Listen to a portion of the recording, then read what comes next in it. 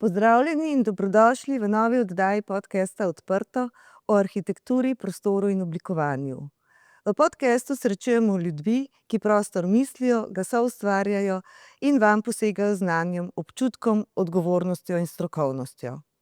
Tokratno epizodo snemamo v prostorih Triglav Leba na Dunajski cesti v Ljubljani.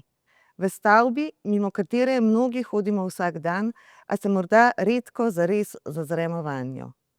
Gre za nekdanji poslovno-prodajni center Slovenija Les, ki ga je v 70. letih zasnoval arhitekt Milan Mihelič, eden osrednjih ustvarjalcev slovenske povojne modernistične arhitekture. Letos obeležujemo njegovo 100. obletnico rojstva. Stavbo je do leta 2012 uporabljala družba Slovenija Les Trgovina. Po izselitvi navedene družbe je Triglav kot eden takratnih solastnikov začel razmišljati o novem programu in novih najemnikih stavbe. Zato je v letu 2016 začel s prenovo svojega dela te stavbe. O tem, kako se je lotiti prenove arhitekture z močnim značajem in zgodovino, kako najti ravnotežje med ohranjanjem in sodobnostjo, bomo danes govorili z arhitektom Andrejem Mlakarjem iz studia Krog, ki se je podpisal pod prenovo tega objekta. Z Andrejem sva kolega, zato sva se pred snemanjem odločila, da se bova v oddaji med pogovorom pikala. Arhitekt Andrej Mlakar, lepo pozdravljen. Lenka, tudi ti pozdravljena. Spomnim se, da si enkrat omenil, da te od vsega pri arhitekturi najbolj veseli prav projektiranje. Bolj kot je zahtevno, bolj te navdihuje, bolj te privlači. Lahko rečem, da znaš v arhitekturni kompleksnosti najti in izluščiti lepoto. Kaj te je pri stavbi Slovenija Lesa najprej nagovorilo? Kaj te je v njej najbolj zanimalo? Kako je do projekta sploh prišlo? Ta začetek je zanimiv. V bistvu se je mogoče, preden se je začelo eno projektiranje, se je začel v bistvu sploh ta postopek iskanja tega najemnika, ki je bil v bistvu ključen, da se je prenova sploh začela, ne. Se pravi, z predstavniki Evropske unije, to so bili oboje predstavniki sveta in predstavniki parlamenta, so se začela v bistvu ta pogajanja in skozi to je nekako rasla v bistvu kot ena projektna naloga, kaj se bo iz vse te hiše naredilo. In ko je bilo nekako zaznamovano, da bo ta hiša je za njih zanimiva, se je v bistvu šele začelo to pravo projektiranje. Zdaj hiša je kompleksna v vseh svojih dimenzijah, velikih, in zanimivo se je bilo, ali pa težko se je pač lotiti tako kompleksne naloge in tako uglednega arhitekta in se postaviti v vlogo tega drugega arhitekta, naslednika, da imaš v bistvu ta primerno spoštljiv odnos do zatečenega stanja in da bo na koncu hiša ostala še vedno lepa in tehnično delala. Res je, Miheličeva stavba je avtorska in konceptualno izredno močna arhitektura, z izrazitim značajem, jasno konstrukcijo, ritmično fasado, prepoznavna je njena prisotnost v eni glavnih mestnih vpadnic. Mihelič je razvil svoj lasten konstrukcijski pristop v oblikovanju ambientalne arhitekture, ki svojo pojavnostjo daje pečat zunanjemu prostoru. In tako je arhitekturo Milana Miheliča opisal že Bernik, Stane Bernik, pomemben slovenski arhitekturni kritik. Zanima me, ali te je Miheličeva arhitektura omejevala, ti je puščala prostor? Kako si se odločal, kaj se ohrani in kaj nadgradi? Če začneva z omejevanjem, je ustvarjalnost vedno samo lahko v okvirih, sicer je anarhija. In recimo tukaj je, ko si že začela omenjati konstrukcijo, je ta konstrukcijska zasnova te hiše res izjemna. Se pravi, cela hiša stoji na 8 stebrih. Zdaj, a bi tukaj kaj več opisoval, ali bova še se kasneje vrnila na konstrukcijo? Opisanje. Ja. No, je pa to v bistvu tudi mogoče v tem času bila tema v arhitekturi, ki ni bila samo v Ljubljani. Se pravi, mogoče nekateri poznajo to poslovno hišo BMW-ja v Münchnu, ki je prav tako ena močna konstrukcija v zgornji etaži in potem so etaže spodnje obešene na to konstrukcijo. Lahko se spomnimo tudi v Sloveniji arhitekturo Savina Severja, ki se je tudi, lahko bi rekli, igral z konstrukcijo in jo izrazil močno z njegovo hišo Avtomoto zveze ali pa z njegovimi garažami. Potem sigurno tudi ta hiša sodi v to. Zelo zanimiva je tudi recimo konstrukcija, samo betonska konstrukcija stolpice Trgu Republike, ki se danes ne vidi več, ampak to so bile krasne konzolne konstrukcije.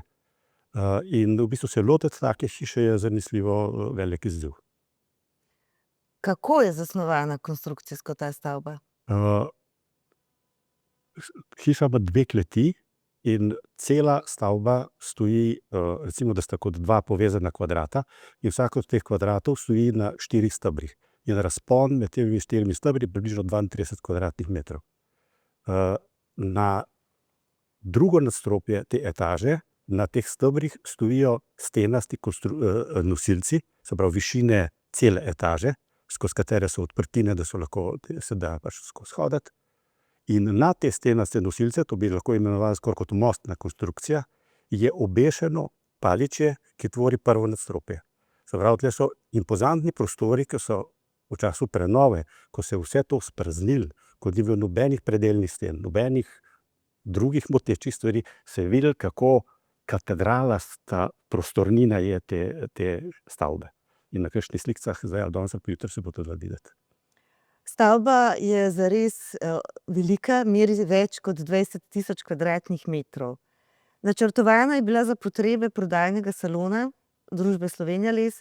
Vanjo je bilo ob prenovi potrebno umestiti popolnoma nov program, prostore Evropske unije, trgovinski program in pa seveda druge pisarniške dejavnike še drugih najemnikov.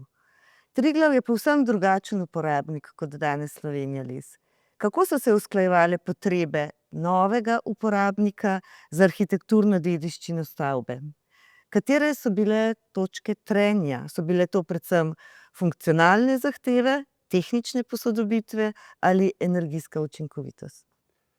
Ja, od vsakega nekaj, ne. Zdaj lahko se reče, da že za potrebe trgovine je bila ta hiša kar tehnološko zahtevna.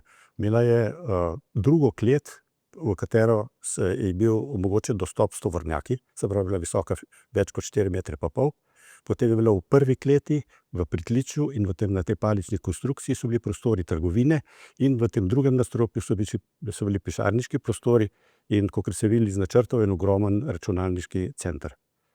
Zdaj, ko so se pojavili ti najemniki, je pač vsak imel ene svoje zahteve, ampak mogoče največje težave so bile pač dnevna svetloba v prvem nadstropju, ker pač za potrebe trgovine tega ni bilo in pač svetlobe v prvem nadstropju ni bilo nobene.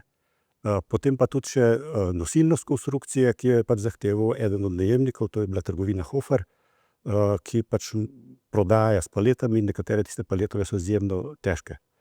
In potem tudi še ta nosilnost tega palične konstrukcije je bila izjemno nizka, to je bilo približno 100 kil po kvadratnem metru, kar je za vsako normalno dejavnost, kar recimo tudi pisarniška, nekaj posebnega, ne, bistveno premalo. Tako da so bile tukaj izzivi, kako to omogočiti na en primerno diskreten način. Seveda.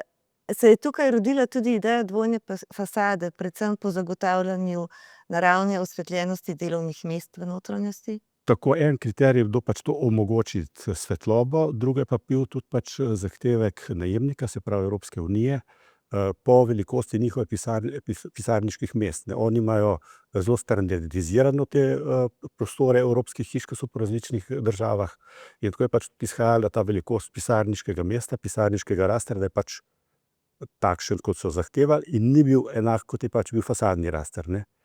Tako da smo potem to nekdanji Miheličev raster nadomestili s potiskanim steklom, ki je prosojen oziroma prozoren samo v tem delu, kjer se pač je ta vizualni kontakt, ki se gleda naven. In potem je pa dodana nova fasada, ki ima pač tudi vse te gradbeno-fizikalne zahteve, se pravi, da je ustrezna toplotna izolacija, zvočna zaščita in to pač kar vse prevelike zahtevajo za ustrezno poslovno stavbo. Kljub izjemnemu opusu arhitekta Milana Miheliča ta stavba spomeniško ni zaščitena. Ja, to je bilo zanimivo, da v bistvu to, ker sem takrat po začetku projektiranja se na zavodu pozanimal, kako je s tem, in so rekli, da pač nima nobenega varstvenega režima. Tako da soglasje z njihove strani nismo pridobivali. Torej je bila samo odgovornost arhitekta tista, kateri se gre zahvaliti, da je danes stavba v takšni podobi, kot je? Jaz mislim, da ta odgovornost je najbrž vedno ključna, ne glede na to, a tista soglasja od zavoda dobivaš ali ne, ker ti pogoji morajo biti sestavljeni v sozvočju z tistim, ki prenavlja. V takem dialogu pride do ustrezne rešitve. Ja, veliko v današnjem času se govori tudi o energetski sanaciji, in to celoviti energetski sanaciji objekta, kar je bil projekt in ideja tudi ob prenovi stavbe Slovenija lesa. Zdaj stavba dosega energetski razred B. Kako so energetske zahteve vplivale na prenovo? Se ti zdi, da je energetska prenova lahko arhitekturi v prid, ali je vedno le nek še dokaj znosen kompromis, ko arhitektura ne trpi preveč? Če delamo novogradnjo, se treba držati vseh predpisov, ki zahtevajo ustrezno gradnjo, da dobiš gradbeno uporabno dovoljenje in tako naprej. Se pravi, pri tej moderni arhitekturi, ne, in če se to moderna arhitektura primerja s kakimi drugimi hišami 100 let stari, ne, je en osnovni izziv v bistvu premoščanje toplotnih mostov in zagotavljanje ustreznega faktorja izolativnosti fasadnega ovoja. Zdaj, da je ta hiša tako uspešna pri tem energetskem razredu, se pravi, da je v razredu B, je v bistvu ta dejstvo, recimo, da ima hiša izjemno veliko globino. Se pravi, da razmerje fasadnega ovoja do volumna je zelo ugodno. Hiša jasno, da ima prezračevanje, rekuperacijo, pa vse te stvari, ki prej ni imela, ne, ampak veliko k tej dobri energetski lastnosti prinaša to razmerje volumna, fasade proti volumnu. Tvoje prenove so znane tudi po tem, da si izjemno tehnično natančen, veliko se ukvarjaš z potekom inštalacij, zagotavljanjem tehnične učinkovitosti stavbe. Jaz rečem, da hiša mora delati. Na koncu mora delati, pa ne samo na koncu, ampak še kakih 50 let vsaj. In to je del tega.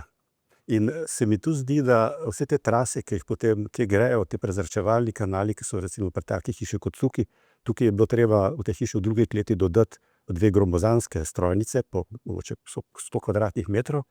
In jasno, te strojnice treba povezati z zunanjim zrakom, za dovod in za odvod zraka, ne. In mislim si, da noben drug ne pozna hiše boljš kot projektant, arhitekt, ki poišče in svetuje inštalaterjem, kje te trase poiskati in kam to peljati. Da je to diskretno in tudi to pospravljeno. Arhitektura modernizma pogosto nima širokega občinstva. Mnogi jo doživljajo kot hladno, odtujeno, neestetsko, če lahko uporabim te izraze. Kako ti vidiš vrednost teh stavb in zakaj jih je pomembno ohranjati? Ali se po tvojem mnenju odnos do modernizma počasi spreminja in zakaj? Zdaj, če govorimo mogoče o tem tipu arhitekture, kar je ta Miheličeva stavba, ne, z veliko tega vidnega betona, ki nekateri imenujejo tudi ta brutalizem, zgodilo se je to, da se je tudi to izčistilo. Boljše stvari so ostale, slabše reči so bile mogoče ne porušene, ampak recimo tako predelane, da so neprepoznavne. Mislim si, da je to del naše arhitekturne zgodovine, naše preteklosti in da do tega treba imeti spoštljiv odnos v smislu ohranjanja in vzdrževanja. Prenova, vključno z načrtovanjem, je potekala dokaj hitro. Začela se je leta 2015 in v letu 2016 je bila stavba prenovljena. Če bi izbral en prostor ali en detajl v prenovljeni stavbi, ki zate najbolj uteleša uspeh prenove, kateri bi bil to? Gre za kaj arhitekturnega, prostorskega, morda simbolnega? Ne še enega, ta tretjega ali pa ta četrtega. Ta vmesni pas med obema fasadama. Tle se vidijo vse te vešalke, na katere je bila pripeta ta Miheličeva konstrukcija teh fasadnih izolativnih panelov, ki smo jih ohranili, in potem smo morali dodati to zunanjo, ki nosijo steklo, in potem kako smo na to paliče z dodatnimi nosilci postavili to notranjo fasadno opno. In tle v tem pasu, ki je neviden, ne, je ena taka zanimiva, transparentna medprostor. Polje inovativnosti in inspiracije za naprej.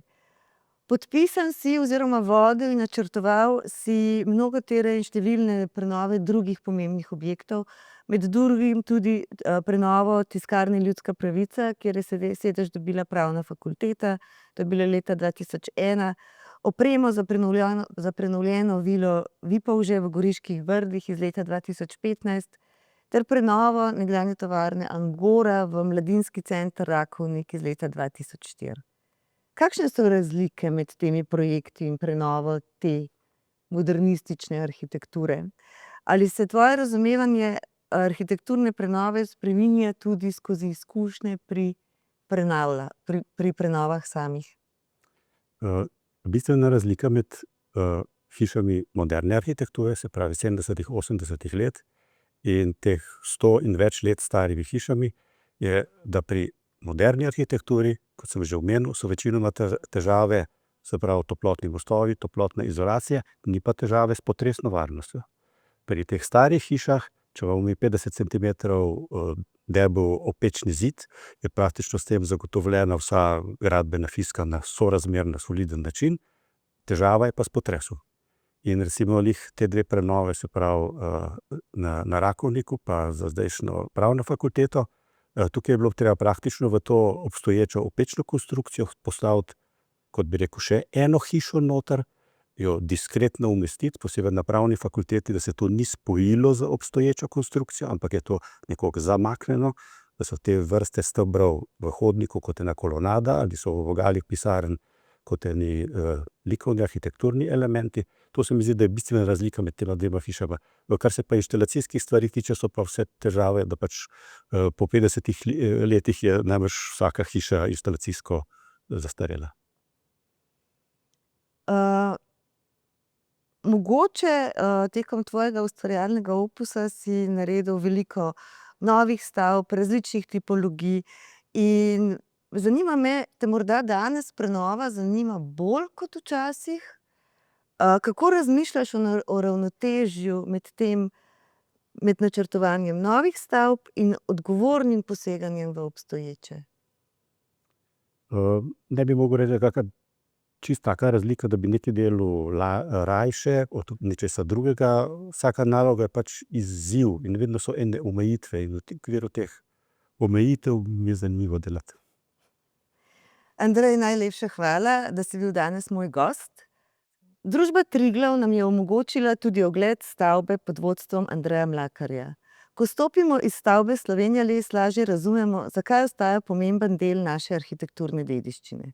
Gre za arhitekturo, ki ni nastala z željo po všečnosti, a ravno zato odpira prostor za razmislek. Njena izrazita konstrukcija in prisotnost v mestu vzbujata radovednost. Postavljata vprašanja, a ne dajeta hitrih in enoznačnih odgovorov. Z Andrejem Mlakarjem sva se danes pogovarjala o prenovi, ki presega tehnične posodobitve. Dotaknila sva se odnosa do obstoječega, posluha za avtorsko arhitekturo in odgovornosti, ki jo nosimo, ko posegamo v stavbe z zgodovino. Prenova ni le popravek, je novo življenje, je kulturna gesta, je pa tudi izbira, kaj želimo ohraniti, kako razumemo prostor in komu ga danes namenjamo. Hvala, da ste nas poslušali. To je bil podcast Odprto o arhitekturi, prostoru in oblikovanju. Poslušajte nas, kadarkoli želite izvedeti več o tem, kako gradimo in živimo prostor.